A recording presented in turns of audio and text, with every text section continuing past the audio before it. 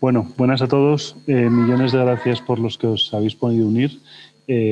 Bueno, yo soy Alejandro de León, CEO de MiCrowd, y bueno, junto con el Juan de Mariana hemos organizado este mini evento. Ahora lo bueno es que como los eventos son online, se pueden organizar muy ágil, muy rápido y muy barato. Así que aquí estamos y básicamente lo que queremos es dar voz a una alternativa al, vamos a decir, el feminismo hegemónico, ¿no?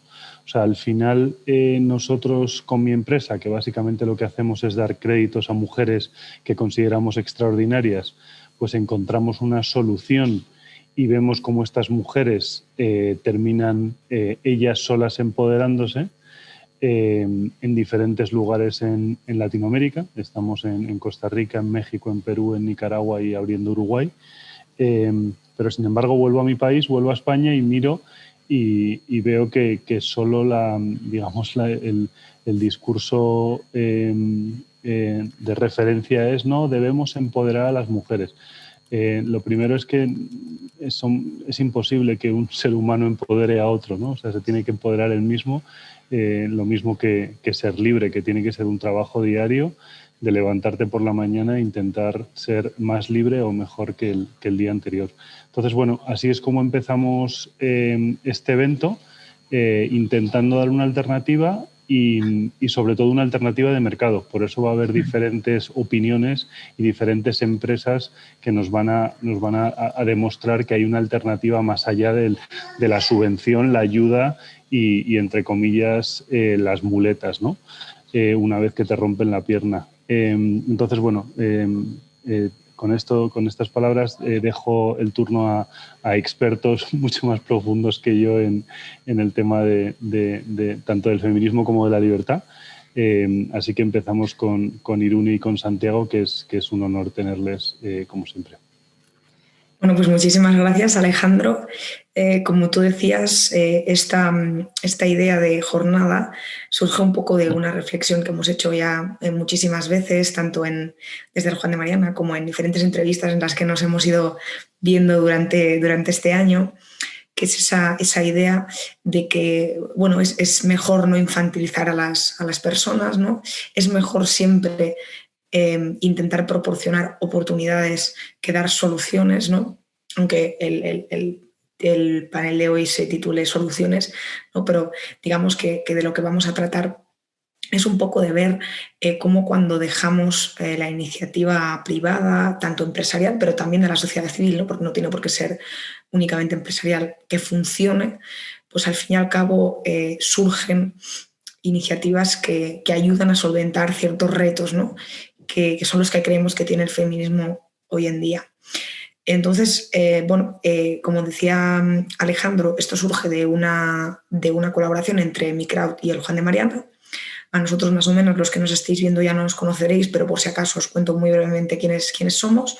Nosotros somos un centro de pensamiento en lengua española, porque tanto nos dirigimos al mercado español como al latinoamericano, y básicamente lo que hacemos es defender las ideas que hacen a las sociedades más prósperas y libres. Organizamos eventos como este, también hacemos informes. De hecho, el lunes vamos a sacar una pequeña píldora que se une a un informe que ya sacamos hace 2 años sobre feminismo. Y os animo a todos a que nos sigáis a ambos, a que nos vayáis dejando las preguntas que vayáis teniendo a lo largo de toda la tarde en el chat tanto de Zoom, a los que estéis en Zoom, como de YouTube, porque en la medida de lo posible pues las iremos recogiendo. Y nada, yo os presento la primera conversación que tenemos en la tarde de hoy, que es con Santiago Navajas. Santiago ya es pues un habitual de la casa, sobre todo de un tiempo a esta parte. Santiago es profesor de filosofía, además lleva también durante mucho tiempo colaborando con medios de comunicación como Libertad Digital. Y cuando le propusimos a Santiago que participase, la idea era generar una conversación sobre qué es el feminismo, ¿no? Entonces, no sé, Santiago, si te parece, pero yo te voy a ir lanzando algunas preguntas y ahí pues tú me vas contando cómo lo ves. Muy bien, muchas gracias de nuevo a a los organizadores de este evento. El Juan de Mariana un poco es, como decía Íñigo Errejón en aquel tuit famoso, un núcleo irradiador, y luego estamos los que somos aliados colaterales, que estamos encantados de participar con este núcleo irradiador del liberalismo, que efectivamente soy lo del Instituto Juan de Mariana. Pues encantados de tenerte aquí. Te voy a lanzar la primera pregunta, que quizás es demasiado básica, pero que creo que hay que empezar por ahí. Y es que nos cuentes qué es el feminismo exactamente. Bueno, es una pregunta muy interesante porque a partir de vuestro libro sobre cómo se desmonta el feminismo hegemónico, que tú has coordinado de esa manera tan brillante, y tú tienes, por ejemplo, un capítulo en el que trazas la historia tanto histórica como conceptual del término. Y estamos en un momento muy interesante del feminismo porque el feminismo surge hace nada más y nada menos que 2400 años, cuando Platón escribe en alguna de sus obras, como La República o Las Leyes, un ataque brutal contra lo que venía siendo la ideología patriarcal y machista y misógina que iba contra las mujeres, que lo que hacía era situar el foco de la supuesta inferioridad de las mujeres en la naturaleza física y la naturaleza intelectual. Entonces Platón, que digamos es el filósofo más importante y con más influencia de todos los tiempos, ahí hizo una defensa de las mujeres que efectivamente lo que venía a decir y a argumentar es que había una igualdad esencial en el plano físico y en el plano intelectual entre las mujeres. Claro, es un feminismo originario y además que está dentro de ese planteamiento autoritario que suele tener Platón, pero bueno, esa idea de que las mujeres desde el punto de vista de la naturaleza eran iguales que los hombres ya estaba puesta ahí la semilla que luego va a ir fructificando a lo largo de los siglos. Llegamos al otro gran momento, que ya es cuando irrumpe el liberalismo, estamos en el siglo XVII, y entonces el testigo de Platón lo recoge John Locke. Y John Locke lo que hizo fue desmontar y deconstruir la habitual defensa que se hacía basándose en la Biblia de esa inferioridad de las mujeres, ¿no? Que usualmente lo que se defendía es, basándose en el Génesis, que Eva estaba subordinada a Adán. En ese momento Locke desmonta eso basándose fundamentalmente en lo que iba a ser uno de los presupuestos antropológicos del liberalismo, como era esa igualdad esencial de los seres humanos provenientes de que todos nacemos libres. Entonces, a partir de ahí, aunque Locke era en su vida práctica machista, todavía tenía esos sesgos de su tradición cultural, sin embargo, el liberalismo, a través de esa defensa que hace John Locke de la igualdad intelectual de las mujeres en el plano incluso bíblico, pone ya la semilla de lo que va a ser el feminismo en la época actual. Con lo cual, hemos pasado de la lucha contra las excusas machistas basadas en la naturaleza, la deconstrucción de esa supuesta fundamentación basada en el cristianismo de la subordinación de las mujeres a los hombres, y ahora estamos en el siglo XXI. Y en el siglo XXI tenemos que enfrentarnos a la última gran forma de justificar la subordinación de las mujeres, que esta es la más sibilina y la más insidiosa de otras. Para eso tengo que referirme a un libro que han publicado hace poco Nancy Fraser y algunas compañeras suyas feministas de izquierda, que se llaman Manifiesto por un feminismo para el 99%. Y curiosamente en ese libro de Nancy Fraser, Manifiesto para un feminismo para el 99%, el gran enemigo ya no es el machismo, ya no es la misoginia, ya no es el heteropatriarcado. Fíjate tú que su tesis número 2 dice: el feminismo liberal está en crisis. Necesitamos un feminismo anticapitalista. Y luego lo que viene a decir, lo que estamos viviendo es una crisis de la sociedad en su conjunto y su causa fundamental es el capitalismo. Es decir, ahora tenemos un feminismo de izquierdas que ha sustituido la justificación para subordinar a las mujeres de la naturaleza a Dios, y ahora es el Estado. Con lo cual ahora vivimos en lo que muy bien habéis dicho vosotros, que es desmontar ese feminismo hegemónico, que lo que ha hecho es subordinar en este momento a las mujeres al paternalismo del Estado, como estamos viendo, por ejemplo, en la situación española con Carmen Calvo y con Irene Montero, que lo que hacen es subordinar precisamente a las mujeres a todas esas políticas condescendientes de las cuotas, de la subvención y de la discriminación positiva. ¿Qué es lo que tenemos que hacer entonces en el siglo XXI? Viene una nueva ola del liberalismo, estaríamos hablando de un neofeminismo neoliberal, si quieres, en el que precisamente lo vamos a tener muy difícil porque se ha inaugurado una gran guerra civil entre los feministas, y en esa guerra civil lo único que podemos dar la batalla precisamente somos los liberales, porque tenemos ese fundamento en el individualismo abstracto, que es el que puede liberar a las mujeres de todos esos secos que pretenden tenerlas subordinadas a Dios, a la naturaleza o, en este caso, al Estado. Entonces, ¿qué es el feminismo? Que es lo que me preguntaba antes. Pues el feminismo consiste fundamentalmente en lo que hizo el liberalismo en el siglo XVII con respecto a todos los seres humanos, que es la emancipación con respecto a cualquier tipo de traba o a cualquier tipo de yugo de cualquier institución que le pretenda decir a las mujeres lo que tienen que hacer y lo que no tienen que hacer, como estamos viendo en los últimos tiempos con Irene Montero, que trata de decirle a las mujeres lo que tienen que trabajar, cómo tienen que estudiar, etcétera. Bueno, yo creo que ha sido un análisis muy, muy completo. Entonces, si te parece, voy a ir rescatando cosas de las que has ido hablando en esta primera introducción para ir sacando temas, ¿no? Hablas de ese origen eminentemente liberal del feminismo, que yo además comparto contigo totalmente, ¿no? Y de cómo pues eso se ha ido desvirtuando hasta la actualidad. Quizá podrías comentarnos qué aspectos más relevantes crees que hacen que muchas personas no se sientan identificadas con este feminismo al que hemos bautizado como hegemónico, pero que al fin y al cabo es un feminismo en unos momentos marxista, en otros posmodernista. Sí, claro. Hay dos etiquetas que en general no gustan mucho en la actualidad. Por una parte es la del feminismo, pero el feminismo no tiene mucha buena prensa en la actualidad y hay muchísima gente que no se identifica como feminismo, también entre las mujeres. Por ejemplo, hace poco a Salma Hayek le dieron un premio precisamente por su lucha a favor de las mujeres y con lo que dijo Salma Hayek es que ella no se considera feminista, sino igualitarista, porque lo que viene a decir es que si en la situación en la que han estado las mujeres de subordinación estuviesen los hombres, ella haría lo mismo. Pero Salma Hayek es solo un caso muy significativo de esa mala fama que tiene el feminismo, pero porque ha sido instrumentalizado por la izquierda para cumplir con su agenda de lucha de clases y de lucha de géneros, no pretendiendo ayudar a las mujeres, como decía, sino instrumentalizándolas.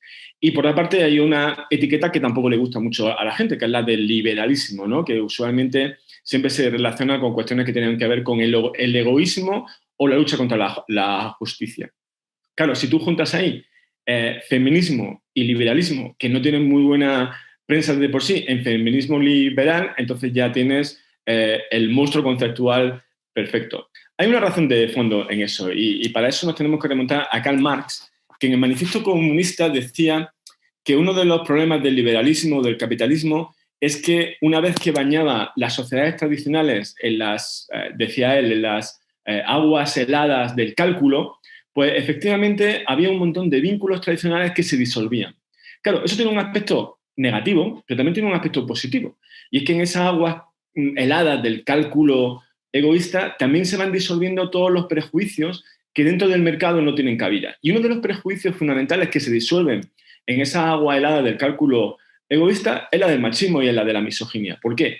Porque a la hora de funcionar dentro del mercado, a las empresas lo que fundamentalmente les interesa es la productividad y la meritocracia.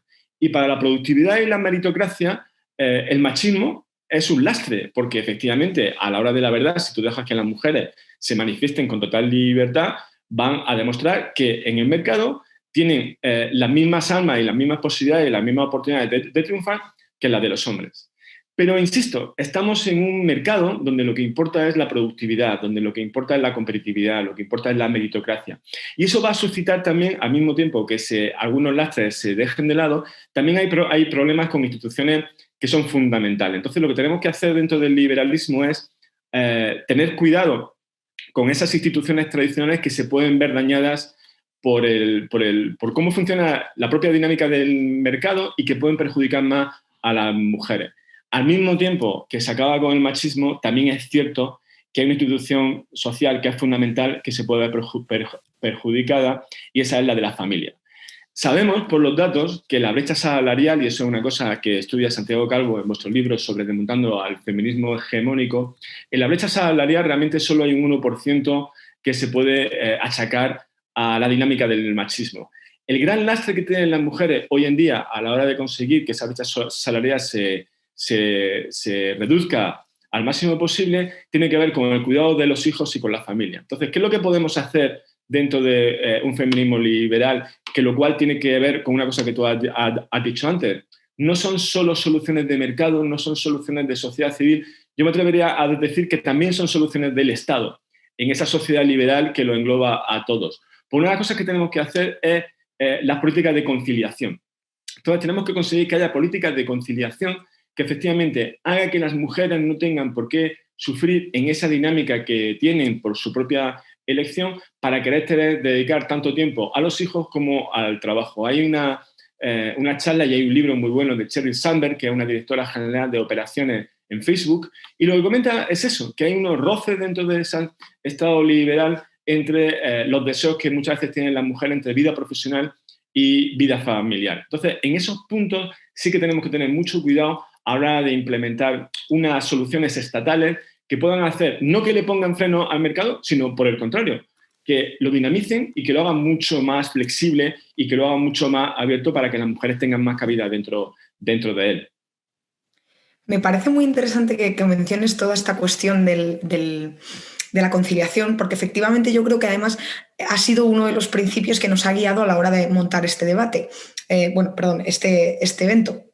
De hecho, a lo largo de la tarde vamos a tener algunas intervenciones con directivas de algunas empresas que tienen ya implementadas, ¿no?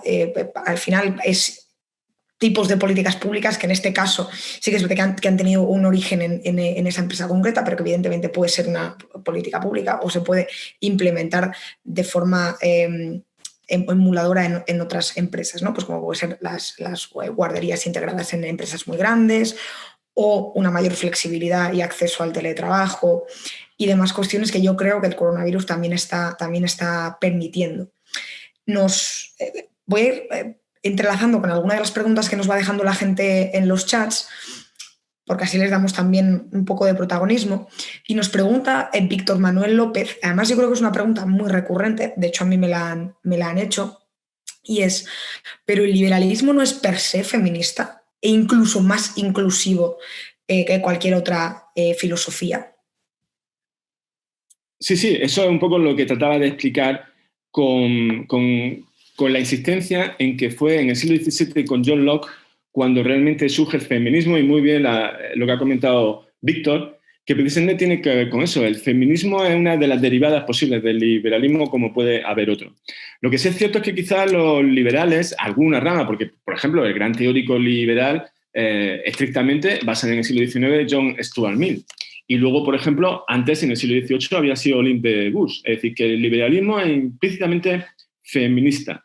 ¿Qué es lo que sucede? Que a diferencia del feminismo de Platón o a diferencia del feminismo de Beauvoir, el liberalismo lo que plantea es que puede haber diferentes tipos de feminismo, igual que, por ejemplo, puede haber distintos tipos de liberalismo. Entonces, en ese sentido, lo que hace el liberalismo más bien es proponer una pluralidad de feminismo y de pluralismo que pueden poner más el acento en las soluciones de mercado, en las soluciones dentro de la sociedad civil o incluso dentro de las sociedades, dentro del Estado, ¿no? Y, por ejemplo, John Stuart Mill fue un ejemplo en todo eso, porque John Stuart Mill se subió a la tribuna del Parlamento británico para defender que las mujeres pudiesen votar. Y eso también forma parte de una política liberal. Muchas veces los liberales parece que solo estamos orientados a esas soluciones de mercado y más bien lo que hacemos los liberales es tener una visión global, es decir, una solución global en la que las soluciones de mercado, las soluciones que tienen que ver con la sociedad civil y las sociedades que tienen que ver y las soluciones que tienen que ver con el Estado se coordinen entre ellas. ¿Cuáles son las soluciones dentro de la sociedad civil? Una diferencia entre el feminismo liberal y el feminismo de izquierda es cómo se vincula la educación para que haya una educación que sea lo más igualitaria posible. Mientras que el feminismo de izquierda, y eso lo estoy viendo yo todos los días en las instituciones públicas, en las instituciones educativas, lo que plantean es el adoctrinamiento sistemático dentro de los institutos para encauzar en lo que ellos llaman la nueva masculinidad y la nueva feminidad, que en el fondo consiste en volver esquizofrénicos a los chicos y a las chicas con respecto a su identidad biocultural. Lo que pretende hacer el feminismo liberal con la educación es que cada individuo sea consciente de cuáles son sus características fundamentales. Y a partir de esas características fundamentales, pero que son individuales, se pueda ya, por así decir, agrupar dentro de los colectivos que le puedan ser más interesantes en un momento dado. A mí me ha hecho mucha gracia, dentro de lo que cabe, las discusiones que hay sobre la ley trans, porque la ley trans se basa en última instancia, tal y como lo ha formulado mal Irene Montero, en un fundamento del liberalismo, y consiste en la autodeterminación de cada uno con respecto a su propio cuerpo. Claro, lo que pasa es que Irene Montero asume esa autofundamentación y esa autodeterminación del individuo de una manera muy simplista. Si tuviese más educación en la tradición liberal, sabría que esa autofundamentación y esa autodeterminación del individuo, con la cual yo estoy básicamente de acuerdo, no es absoluta y tiene ciertos límites. Igual que uno, por ejemplo, se puede autodeterminar desde el punto de vista de la nacionalidad, y un español sentirse italiano, eso no significa que le van a dar la nacionalidad italiana automáticamente, ¿no? Sino que habrá que buscar unos criterios que sean objetivos y colectivos, que efectivamente certifiquen que esa autodeterminación tiene sentido, tiene una raíz y tiene un fundamento que podamos reconocer entre todos. Entonces, con respecto a tu pregunta, por supuesto que el liberalismo es intrínsecamente feminista, por eso también me choca que haya liberales que no estén dando esa batalla cultural, porque la batalla cultural del feminismo, desde Platón hasta nuestros días, yo creo que es una de las batallas culturales más importantes, y desde luego en el siglo XX y ya antes en el siglo XIX, con el ejemplo de John Stuart Mill, ha sido la gran batalla de emancipación por parte de la mitad de la población que había sido discriminada por motivos machistas basados en la naturaleza o la religión. Entonces, en ese sentido, el liberalismo siempre ha sido revolucionario y lo va a seguir siendo revolucionario en el siglo XXI, precisamente en este caso contra las feministas de izquierdas que quieren volver a sojuzgar a las mujeres bajo una categoría colectivista como es la del Estado. Con la cuestión del feminismo y sobre todo de la tercera y probablemente lo que estemos viendo ahora en la cuarta ola, pero yo creo que es algo heredero de la segunda mitad del siglo pasado, ¿no? Surge lo que muchos autores han venido a llamar las políticas de identidad, ¿no? Que son toda una serie de políticas, en cierta medida la ley trans un poco responde a eso, que a lo que de alguna forma van a atacar, eso lo comentaba yo ayer y no sé si tú estarás de acuerdo, es al ámbito externo de la identidad, ¿no? Porque la identidad está formada por la parte interna, es decir, cómo nos sentimos nosotros mismos, cómo nos identificamos, con qué etiqueta nos sentimos más identificados o creemos que nos representa más, y por otro lado, y eso es todavía incluso más importante, por cómo nos ven los demás, si los demás nos reconocen, ¿no?, cómo nosotros nos identificamos. En ese sentido, me gustaría que, por un lado, tú me dijese si estás de acuerdo un poco con ese análisis que yo te hago, que en cierta medida hay ciertas políticas del feminismo actual que van un poco a atacar esa parte externa de la identidad, y por otro lado, si crees que todavía, o sea, debemos seguir defendiendo, ¿no?, la máxima del Estado liberal, de la no intervención o de la neutralidad moral y ese tipo de cuestiones. Sí, bueno, empezando por el final, con la cuestión de la intervención, yo creo que ahí siempre se ha producido una confusión dentro del liberalismo con respecto a la no intervención. Desde Adam Smith hasta Friedrich Hayek, efectivamente, se ha hablado de la no intervención con respecto a los mecanismos de mercado, lo cual no quiere decir que no exista una programación del mercado. Es decir, el mercado, para funcionar, necesita una programación, necesita una regulación. Hayek, por ejemplo, le explicaba a Carlos Rangel que estar en contra de la intervención del Estado en el mercado no quiere decir que el Estado no tenga que regular ese mercado, y Hayek ponía el ejemplo precisamente muy de actualidad de las empresas contaminantes. Y claro, él decía, tenemos el derecho a que el Estado nos proteja de esas empresas contaminantes, regulándolas efectivamente para que esas externalidades negativas no nos perjudiquen a todos. Nos podemos retrotraer, por supuesto, a Adam Smith, que también decía que el Estado tiene que vigilar de que los empresarios no se pongan de acuerdo precisamente para manipular el mercado en contra de los consumidores y en contra de sus clientes.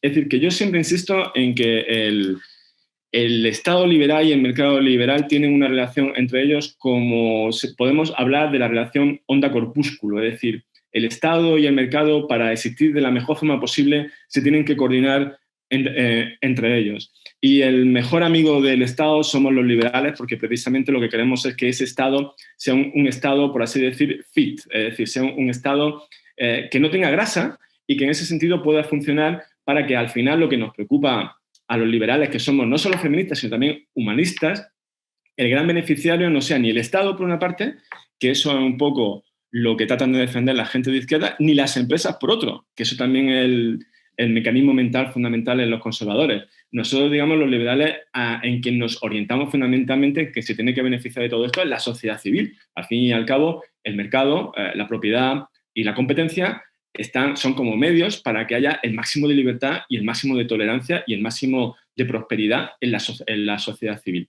Entonces, en ese sentido, tenemos que hacer ajustes finos del Estado.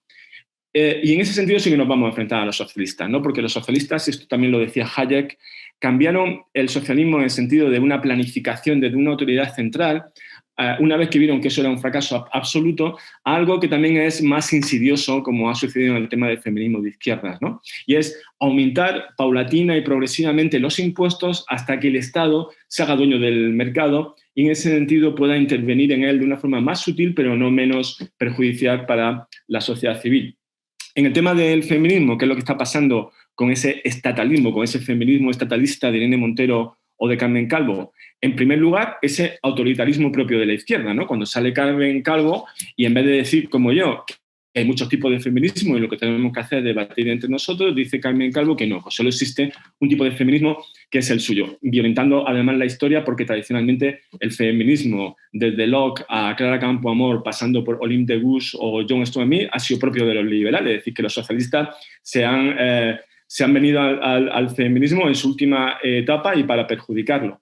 Y dentro de ese esquema de autoritarismo del feminismo de izquierdas hay dos momentos fundamentales. Y ya entro con lo que me comentabas antes. Uno fue cuando en el segundo sexo Simone de Beauvoir dijo que las mujeres no nacen sino que se hacen, con lo cual entroncaba con la mitología de la tabla rasa que provenía de cierto racionalismo ingenuo. Y por otro lado tenemos a Monique Wittig. Monique Wittig, que era una lesbofeminista y en su libro El pensamiento heterosexual dijo que las lesbianas no eran mujeres. ¿Qué querían decir Simone de Beauvoir y Monique Wittig con esto de que las lesbianas no son mujeres y que las mujeres no nacen sino que se hacen? Lo que venían a decir es que la categoría de mujer y la categoría de hombre, en relación con ella, había que volver a redefinirla constantemente. Y esto entronca con la tradición marxista de que las categorías tradicionales son siempre culturales. Y del mismo modo que había que destruir al hombre burgués para construir un nuevo hombre socialista y solo con él podía funcionar esa sociedad socialista, lo que viene a decir el nuevo feminismo, el de Irene Montero y el de Carmen Calvo, y por eso su insistencia en dominar la educación y, como vosotros habéis demostrado, en implantar un feminismo que sea hegemónico a todos los niveles, lo que quieren hacer es destruir la concepción tradicional de lo que es un hombre, de lo que es una mujer, de la feminidad. Quieren atacar esa base biológica que se complementa con la base cultural en su planteamiento de hacer una nueva masculinidad y una nueva mujer. ¿Quiénes son los que más están sufriendo de ello? Pues por una parte, y es una cosa que yo defiendo, realmente, aunque se habla mucho de la crisis de la masculinidad, la que hay una gran crisis es de la feminidad, como la estamos viendo en el tema de las leyes sobre los transexuales, donde precisamente se ha desatado una guerra civil brutal entre feministas de izquierda más radicales o menos radicales, acusándose a otras efectivamente de estar fuera de lo que es el orden y cancelando, por ejemplo, a personas como J.K. Rowling. ¿En qué sentido? ¿Hacia dónde vamos? Vamos hacia un juego de suma cero, que es como la izquierda plantea nuevamente las relaciones sociales. Igual que Marx planteó que la sociedad era un juego de suma cero entre la clase proletaria y la clase burguesa y solo podía sobrevivir uno, ahora lo que está planteando es un juego de suma cero entre las mujeres y los hombres, a los que primero se trata de construir para volver a una situación utópicamente de cero, para volver a construirlo entonces de la manera autoritaria y condescendiente que quisieran los que dominan actualmente el Estado. Las buenas noticias que hay, pues que sobre todo las nuevas generaciones se están resistiendo a eso, se están resistiendo a ese adoctrinamiento masivo que están recibiendo en las escuelas muchas veces por parte de grupos, de ONGs y de activistas que están fuera del currículo y que por tanto son más difíciles de controlar. ¿Cuál es la mala noticia? Que como pasa siempre en estas situaciones pendulares, cuanto más se trata de adoctrinar en un sentido, pues lo más normal es que la reacción surja en sentido contrario igual de fuerte, ¿no? Entonces a mí lo que me preocupa es que tanto adoctrinar en feminismo de izquierdas al final estén creando una generación de nuevos machistas y de nuevos misóginos. Y entonces nuestra labor como feministas liberales es explicar que el feminismo es legítimo, pero que es un feminismo legítimo aquel que efectivamente defiende la igualdad de los hombres y mujeres desde el punto de vista formal, pero que luego hay diferencias de matices entre todos esos, y en esa diferencia es donde está precisamente la riqueza de los sexos. Con lo cual no hay que llegar a una situación unisexual o unigénero donde hay una confusión, donde al final se plantee una cosa muy curiosa, y es que Deleuze y Guattari, unos filósofos franceses de la década de los 60, escribieron un libro que se llama Capitalismo y Esquizofrenia. Realmente lo que ellos hacían era transferir al capitalismo su propia esquizofrenia de izquierda, y actualmente estamos viendo una situación que podemos parafrasear con Deleuze y Guattari como feminismo de izquierda y esquizofrenia. Y entonces a eso me refiero con esa situación de guerra civil un tanto delirante que se está produciendo dentro de la izquierda, y que nosotros creo que los feministas liberales podemos aprovechar para seguir poniendo pasos a favor de la libertad y a favor de la prosperidad y a favor de la riqueza y de una sociedad abierta y tolerante, no como la que manifiestan ellas a partir de esta cultura de la cancelación que se ha puesto de moda ahora. Voy a volver a un tema que has comentado al principio, que también me ha parecido muy adecuado, porque yo creo que parte de la crítica conservadora va por ahí, y creo que es importante abordarlo ya que tenemos algo de tiempo. Es el tema de la familia. Desde planteamientos conservadores se le critica al feminismo de alguna forma el hecho de no desarrollar el estado del bienestar, sino aprovecharse del estado del bienestar para evidentemente librar o obtener un mayor tiempo libre, ¿no? Por lo tanto, conciliar mejor y este tipo de cuestiones, y por lo tanto, ¿no?, dañar la institución de la familia. Entonces, me gustaría pedirte que ahondases un poquito más por ahí y que nos dijeses si crees que efectivamente, por la extensión y las dimensiones que ha cogido el estado del bienestar, la familia puede sufrir algún daño, ¿no?, como institución intermedia, y además si eso puede ser en gran medida un problema, ¿no?, para las sociedades liberales. Sí, hay que tener en cuenta a los conservadores. Lo que pasa es que yo siempre digo que un conservador es un liberal con 50 años de retraso, ¿no? Entonces, en ese sentido también sucede con la familia. Es cierto que ha habido programas filosóficos, desde Platón hasta los comunistas, que estaba dentro de su programa destruir a la familia como una institución que ellos consideraban que era intrínsecamente conservadora, y para construir esa sociedad nueva, tanto Platón como Marx o Engels planteaban que había que acabar con la familia, porque ahí es donde se enseñaban, decían Platón y Marx, el virus de la propiedad privada, ¿no? Cuando uno dice mi mujer o dice mis hijos, y a partir de ese sentimiento de propiedad privada se extrapola a todo el resto de la sociedad.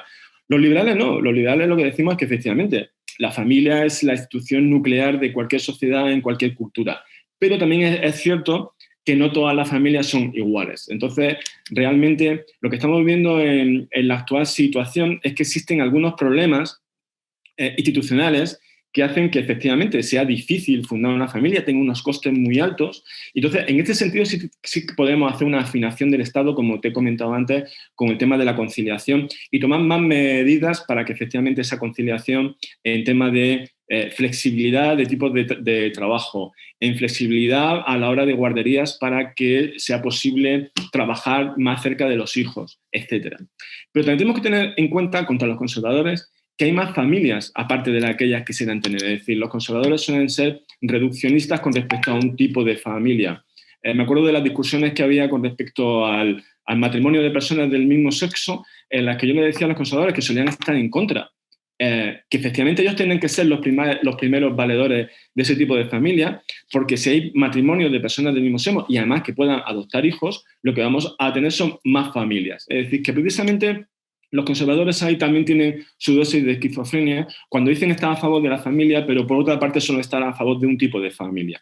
¿Qué hacemos los liberales en ese aspecto? Cuando abrimos el rango de tipo de familia que puede haber, estamos favoreciendo efectivamente que haya muchos más tipos de familia, y en este caso yo tengo amigos, parejas homosexuales que han adoptado hijos, o por ejemplo, con la medida que el único partido que la propone es Ciudadanos, que es el partido, por así decir, más liberal dentro de lo que cabe, a favor de la gestación subrogada, que es otra medida institucional para que haya más familias y haya más posibilidad de que esas familias tengan hijos. Entonces, se trata siempre de ampliar el rango de lo posible humano. Y un poco lo que favorece el liberalismo es una doble faceta. Por un lado, aquello que os comentaba con Locke, ¿no? Defender la unidad básica igualitaria de toda la especie humana, en la que también, por tanto, están las mujeres, pero por otro lado también defiende la diversidad que hay entre los individuos. E insisto mucho en lo de los individuos porque es verdad que, como decía Capella en su artículo de vuestro libro, Desmontando el feminismo hegemónico, citando, creo recordar, a Marta Castillo, hay una diferencia entre los cerebros de los hombres y de las mujeres. Pero hay una estructura que es fundamentalmente igual entre ambos. Y luego la mayor diferencia que hay entre los cerebros no es entre hombres y entre mujeres, sino entre cada individuo y otro individuo. Lo que pasa es que luego hacemos estas agregaciones, que muchas veces nos confunden estas agregaciones y confundimos las agregaciones con sustancia.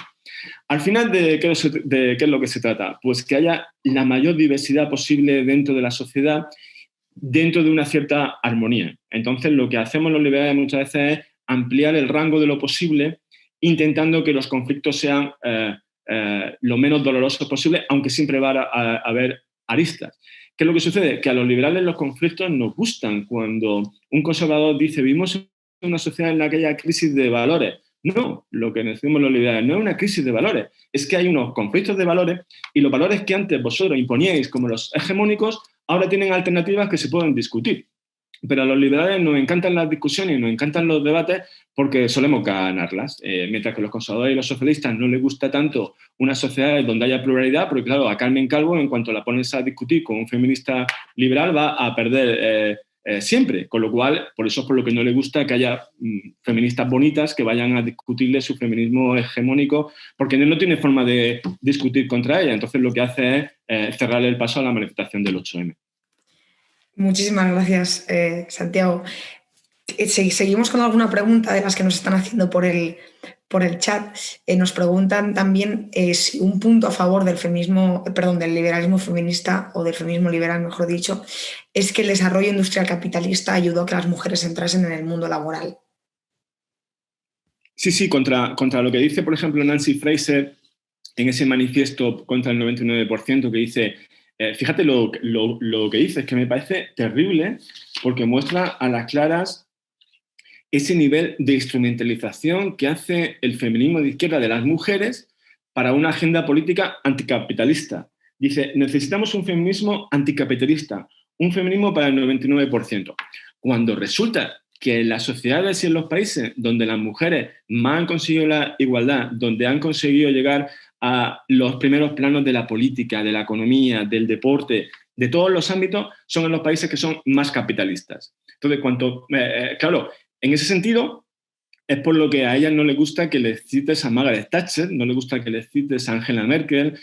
Una de las enemigas de Nancy Fraser es precisamente Hillary Clinton. Es decir, siempre van a estar en contra, por un lado, en la victimización de la mujer en general, porque la victimización forma parte de la estrategia de estas feministas para estar constantemente en contra del sistema capitalista, eso por un lado, la victimización general, y luego la demonización absoluta de cada una de las mujeres que destacan. Porque precisamente esas mujeres que van destacando y que los liberales lo usamos como una forma de refutar su idea de que vivimos en una sociedad estructuralmente machista, lo que hacen ellas es darle la vuelta y pretender que precisamente esas mujeres están alienadas, que es digamos, lo que me parece más sucio dentro de esa estrategia retórica, que es culpabilizar a todas esas mujeres que destacan. Por eso el feminismo de izquierdas, en el fondo, es la forma más retorcida y sivinia que hay de machismo en la actualidad. Un ejemplo lo tenemos en la mujer que te citaba antes, J.K. Rowling, una mujer que tiene una ventaja, y es que es multimillonaria y ya no le pueden hacer daño en cualquier tipo de cancelamiento, expresa su idea y las argumenta con el máximo rigor. Entonces, en vez de ir a discutir con ella, y yo no estoy de acuerdo, por ejemplo, en su planteamiento sobre las personas trans, en vez de discutir con ella, lo que ha pretendido hacerla de nuevo es cancelarla, censurarla y quemar los pobres libros de Harry Potter, que no me gustan, pero que casi voy a comprar para apoyarla a ella en ese Hombre, sentido. Santiago, yo sin ánimo de entrar en una discusión contigo, pero que me digas que no te gustan los libros de Harry Potter me parece fatal.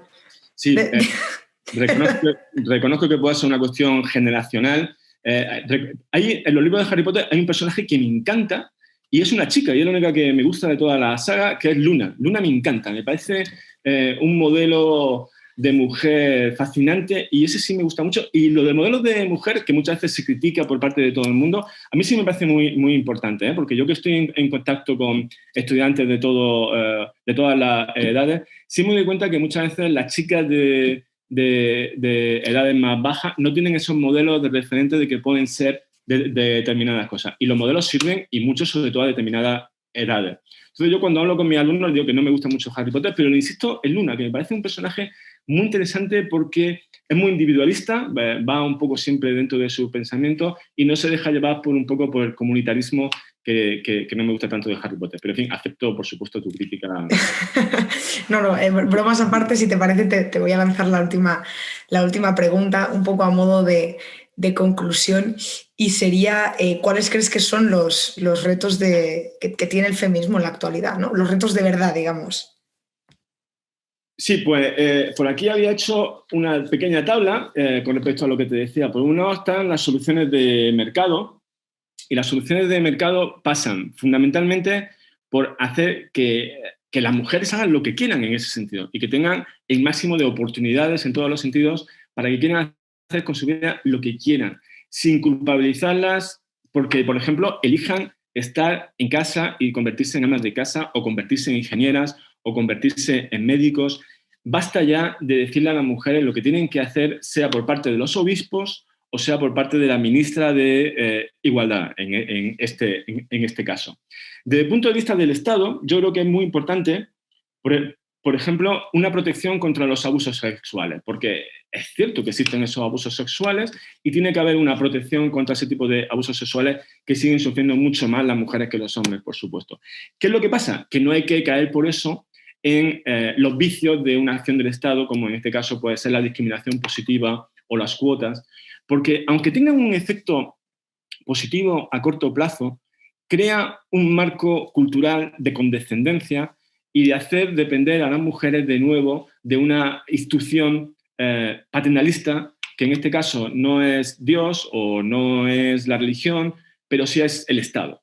Entonces, en ese sentido, podemos hacer una acción estatal a favor de las mujeres sin que por ello haya que caer ni en el paternalismo ni en la condescendencia. En ese sentido, me parecen muy interesantes los estudios que han hecho psicólogos cognitivos como Dan Ariely o políticos como Carl Sustein, que precisamente lo que tratan es de, lo que ellos dicen son pequeños empujoncitos, pero pequeños empujoncitos que te hacen que institucionalmente y sin forzar la libertad de ninguna persona se consigan aquellos beneficios sociales que en general estamos todos de acuerdo que tenemos que conseguir, como que las mujeres hagan lo que realmente quieran y no lo que le digan sus padres o lo que le diga la sociedad en su conjunto o la ministra de lo que sea. Y por otra parte, una palabra que se utiliza mucho es la del empoderamiento, y Alejandro, cuando ha presentado las sesiones, me ha parecido muy importante lo que él ha dicho, ¿no? Que es que hay que educar a las personas en el empoderamiento individual, y eso yo lo veo cada día, y lo dice Sheryl Sandberg en ese libro sobre LinkedIn, es decir, ayudar a que las mujeres lleguen a tener una serie de actitudes que por lo que sea todavía no lo tiene y que en el capitalismo son muy importantes y que en una sociedad de mercado o en una sociedad de debate son muy importantes. Sheryl Sandberg pone un ejemplo, permite que lo cuente porque me parece muy significativo. Ella es una directora operativa de Facebook y en una sesión dijo, bueno, solo 2 preguntas. Todo el mundo levanta la mano, pero solo había turno para 2 preguntas. Luego de esas 2 preguntas hubo más preguntas, sin embargo. Pero los únicos que habían mantenido la mano levantada habían sido hombres. Todas las mujeres habían bajado la mano. Entonces, eso es lo que también podemos hacer en la sociedad civil. Es decir, si las chicas desde todavía hoy están siendo educadas en algún sentido de una manera muchas veces inercial y sin que la gente se dé cuenta, en esa especie de timidez o en esa especie de conformismo social, pues también habrá que educarlas en ese sentido para que se liberen con respecto a esos frenos inerciales sociales que pueda haber por una cultura que todavía en ese aspecto Un ejemplo, acabo de ver que ha habido una feminista de izquierdas que ha escrito un libro que ya me parece el colmo del machismo contra Eva, en la Biblia, contra Eva, contra María, la Virgen María y contra María Magdalena. Lo cual a mí me hace estallar la cabeza por decir, pero ¿cómo se puede ser tan reaccionario, tan ignorante, tan analfabeto? Porque precisamente desde Eva a María Magdalena, una vez que se quita de en medio la interpretación machista habitual, lo que encuentra es que son 3 modelos de mujeres fantásticas. Pero si la que muerde el árbol del conocimiento, si la que desafía a Dios y consigue alcanzar el conocimiento es Eva. Es decir, Eva tenía que ser actualmente un referente feminista en cuanto a lo que significa reivindicación del conocimiento y del coraje cívico para, en este caso, desafiar una orden que no es evidentemente justa. María Magdalena era uno de los apóstoles más importantes en el inicio del cristianismo, que luego fue apartada por influencia de San Pedro y de San Pablo, pero lo que habría que hacer efectivamente es reivindicar a María Magdalena como un referente religioso de primera importancia. O como, por ejemplo, yo he hablado en mi libro sobre cosas de historia de la filosofía que nunca te han dicho, y lo dice Camille Paglia, es decir, el gran referente de un feminismo contemporáneo debería ser Santa Teresa de Jesús. Lo que pasa es que Santa Teresa de Jesús, que había sido dejado de lado por los cristianos porque era una mujer y no ha sido reconocida doctora de la Iglesia hasta hace muy poco, pero por otro lado también había sido apartada por las feministas porque era cristiana. Entonces tenemos ahí un montón de modelos culturales dentro del propio Occidente que desconocemos y que tenemos que sacar a la luz y que poner en un primer plano. Por tanto, yo siempre me he reivindicado un feminista y lucho también por no dejar que esa bandera del feminismo, como por otro lado, un ejemplo, la bandera de la justicia, se aprovechen de ella y la monopolicen la gente de izquierdas porque van a hacer un uso torticero, insidioso y que va precisamente contra los objetivos, en este caso, que no es solo la liberación de las mujeres, sino la liberación de la humanidad entera, porque al fin y al cabo, y en este sentido tiene que ver con una de las preguntas que me has hecho antes, el liberalismo y el feminismo, al fin y al cabo, entran dentro de lo que es el humanismo en general. Pues la verdad es que muchísimas gracias, Santiago. No defraudas. Yo sabía que iba a ser una tertulia súper interesante. Así además lo certifica el chat, que ha estado bastante animado con gente intercambiándose opiniones. Así que no me queda más que darte las gracias por haber pasado este rato con nosotros. A ti, a todo el equipo y a todos los críticos que seguro que en los chats también me están criticando y seguramente con razón, como tú con lo de Harry Potter.